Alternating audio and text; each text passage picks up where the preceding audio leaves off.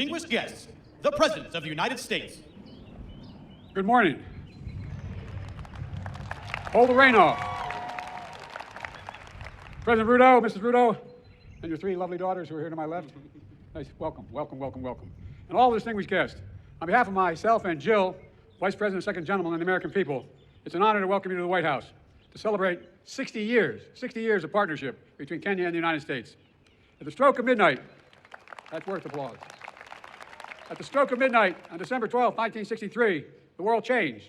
Many Americans and many people around the world watched with great hope and great anticipation as hundreds of thousands of Kenyans came together, raised a new flag, declared their freedom, and gave life to a new nation. Ladies and gentlemen, that new democracy is endearing and enduring. It was a moment that forever connected our two nations.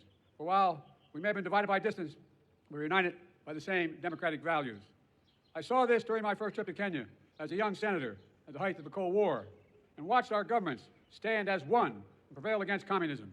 I saw it when I returned years later as vice president and spoke to students committed to upholding the principles of transparency, justice, and accountability that lie at the heart of our democracies. And I see it every day as president, as our two proud democracies continue to draw from the power of the people and the strength of our diversity to write the next chapter in our partnership. Together, the United States and Kenya are working to deliver on the challenges that matter most to our people's lives: health security, economic security, cyber security, and climate security. Mr. President, your bold leadership on this front has been important and significantly impactful. 90% of Kenya's electricity comes from clean energy. 90%. That's worth an applause. Over 1 million homes are powered by wind energy alone. That's worth applause, too.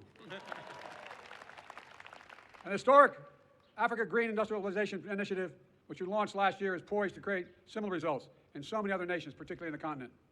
Across the region, Kenya and America are driving a race to the top with investments that we have and high standards for workers, technology, and environment. And we're working to ensure debt doesn't leave these critical investments and crucial investments out of reach for low and middle-income countries.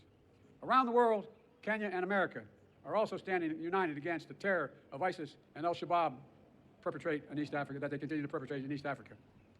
The aggression that Russia is inflicting on Ukraine, the violence that has toppled too many democracies across both our regions.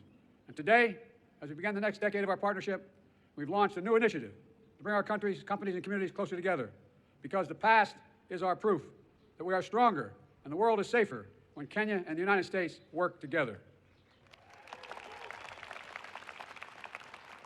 Let me close with this. We stand at an inflection point in history where the decisions we make now will determine the course of our future for decades to come.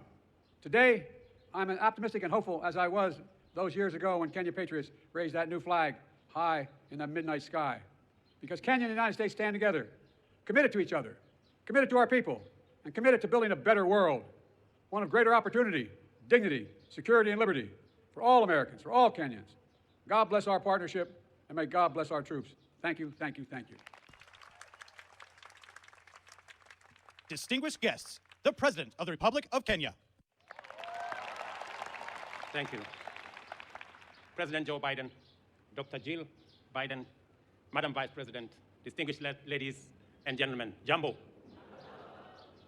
Let me take this opportunity in a very special way to bring you warm greetings from the people, the government of Kenya, and your brothers and sisters across the African continent. I want to thank President Biden for extending an invitation to me to undertake this state visit, a sign of friendship and partnership and collaboration between two countries that share common values, values of freedom, democracy, rule of law, equality, and inclusivity. We are a very proud democratic nation. And today, as we celebrate our past, we are optimistic about our future. That by undertaking this state visit, we will have the opportunity to discuss and to have a conversation about building global partnership and leadership around the issues that pose challenges regionally, globally, and in countries like Kenya and many others. Challenges of climate change, challenges of insecurity, challenges around debt distress. And today we have an occasion to build synergies, to build partnerships that will not only solve our current problems, but also to build a future that is much more promising, much more prosperous, a fairer, a freer, a healthier, and a much more prosperous future. I am confident, Mr. President, that a partnership between the United States of America and Kenya will give us the solutions that the world so seriously needs. And we will be discussing a range of issues from peace and security in our region, recognizing the heavy lifting Kenya is doing in supporting peace and security efforts in the Horn of Africa, in the Great Lakes region. And I want to say, Mr. President, we value the support, the friendship, and the collaboration the United States has given Kenya and our region to make sure that we undertake our responsibilities in securing our region.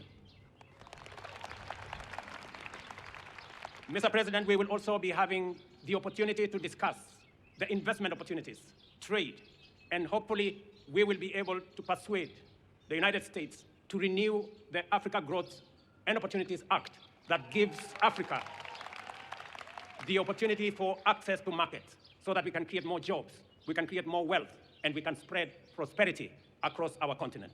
And hopefully also we will conclude on our strategic partnership, on our strategic trade and investment partnership that will give us the opportunity in Kenya to work with companies in the United States and to build greater synergy around our continent on matters to do with trade, investment, especially as we put together the Africa Continental Free Trade Area and twin it with the United States, as we discussed at the Africa Leaders Summit last year, giving us an opportunity to build greater partnership between the continent of Africa and the United States. Mr. President, I know that our menu of discussion is broad and wide, and I am confident that under your leadership, we will be able to build a freer, a healthier, and a much more prosperous Kenya, United States, and for people around the world.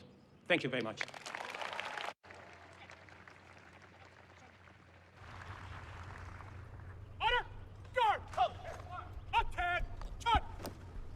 Distinguished guests, please rise if you are able for the conclusion of the ceremony and departure of the official party.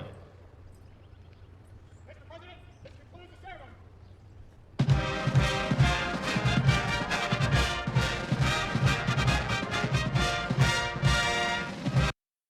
Hey! Habari zenu? Wa Kenya, Impio. It is great to be back in Kenya. Thank you so much for this extraordinary welcome. I know it took a few years, but as president, I try to keep my promises. And I said I was going to come, and I'm here. So, and everybody, go ahead and have a seat. I'm going to be talking for a while. Relax. I want to thank my sister Alma for a wonderful introduction. I'm so glad that she could be with us here today, and it was, as she said, it was Alma who first guided me through Kenya almost 30 years ago. To President Kenyatta, I want to thank you once again for the hospitality that you've shown me, for our work together on this visit, and for being here today. It's a great honor. I am proud to be the first American president to come to Kenya. And of course, I'm the first Kenyan American to be president of the United States.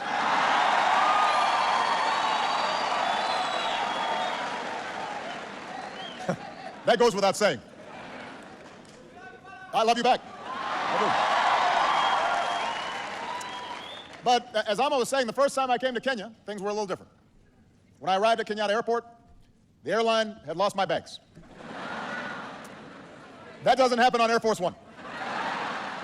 They always have my luggage on Air Force One. As she said, Alma picked me up in an old Volkswagen Beetle, and I think the entire stay I was here, it broke down 4 or 5 times.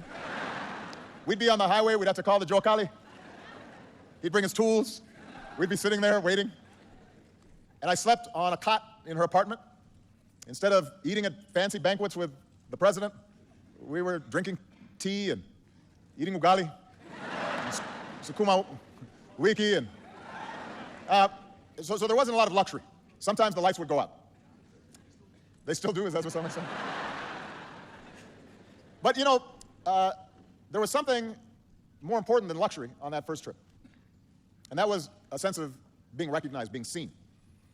I was a young man, and I was just a few years out of university. I'd worked as a community organizer in low-income neighborhoods in Chicago. I was about to go to law school, and when I came here, you know, in many ways I was a Westerner. I was an American, unfamiliar with my father and his birthplace, really disconnected from half of my heritage. And at that airport, as I was trying to find my luggage, there was a woman there who worked for the airlines, and she was helping fill out the forms, and she saw my name, and she looked up and she asked if I was related to my father, who she had known. And that was the first time that my name meant something, right? And that it was recognized. And over the course of several weeks, I'd meet my brothers, aunts, and uncles. I'd travel to Alego, the village where my family was from. I saw the graves of my father and my grandfather. And I learned things about their lives that I could have never learned through books. And in many ways, their lives offered snapshots of Kenya's history. But they also told us something about the future. My grandfather, for example, he was a cook for the British. And as I went through some of his belongings when I went up country, I found the passbook he had had to carry as a domestic servant. It listed his age and his height, his tribe, listed the number of teeth he had missing. And he was referred to as a boy, even though he was a grown man in that passbook. And he was in the King's African Rifles during the Second World War and was taken to the far reaches of the British Empire, all the way to Burma. And back home, after the war, he was eventually detained for a time because he was linked to a group that opposed British rule. And eventually he was released. He forged a home for himself and his family. He earned the respect of his village, lived a life of dignity, although he had a well-earned reputation for being so strict that everybody was scared of him.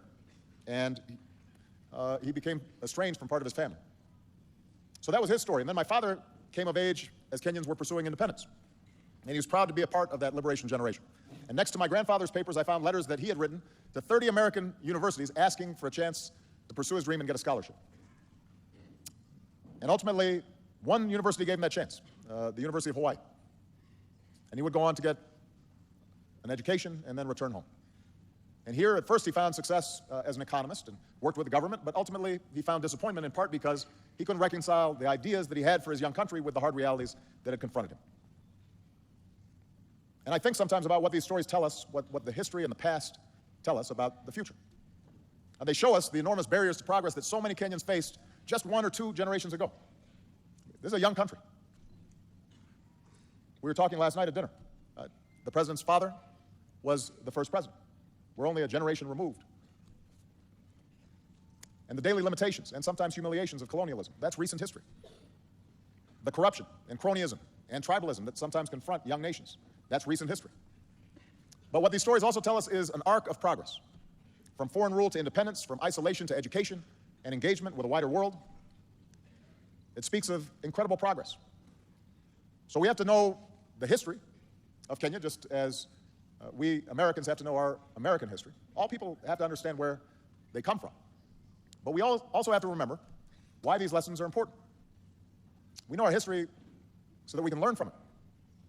We learn our history because we understand the sacrifices that were made before, so that when we make sacrifices, we understand we're doing it on behalf of future generations. There's a proverb that says, we have not inherited this land from our forebears, we have borrowed it from our children. In other words, we study the past so it can guide us into the future and inspire us to do better. And when it comes to the people of Kenya, particularly the youth, I believe there is no limit to what you can achieve. A young, ambitious Kenyan today should not have to do what my grandfather did and serve a foreign master. You don't need to do what my father did and leave your home in order to get a good education and access to opportunity. Because of Kenya's progress, because of your potential, you can build your future right here, right now.